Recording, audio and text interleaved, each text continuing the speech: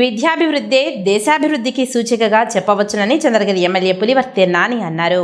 చంద్రగిరి నియోజకవర్గం తిరుపతి రూరల్ మండలం మంగళం ఉన్నత పాఠశాలలో నిర్మించిన నూతన భవనాన్ని సోమవారం ఎమ్మెల్యే పులివర్తె నాని ప్రారంభించారు.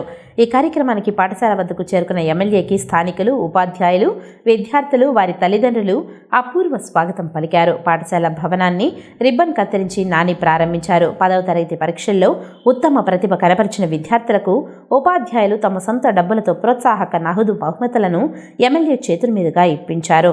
పాఠశాల ఆవరణంలో ఏర్పాటు చేసిన సభను ఉద్దేశించి ఎమ్మెల్యే ప్రసంగించారు. ఈ సందర్భంగా ఎమ్మెల్యే సభలో మాట్లాడారు. మనం కరెక్ట్గా ఉన్నామంటే లైఫ్ లో మనం బాగుంటాం కాబట్టి ఇక్కడ ఉన్న టీచర్స్ అందరూ కూడా నేను చూస్తే గతంలో ఒకసారి డోర్ టు డోర్ వచ్చినప్పుడు కూడా కొందరితో మాట్లాడా.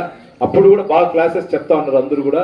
కాబట్టి ఇటువంటి స్కూల్ ఉపాధ్యాయుల దగ్గర మీరందరూ కూడా బాగుండాలని కోరుకుంటూ మీరందరూ నుంచున్నారు కాబట్టి బాబు తమ్ముడు ఒకటి నుంచునేది కూడా కష్టంగా ఉంది.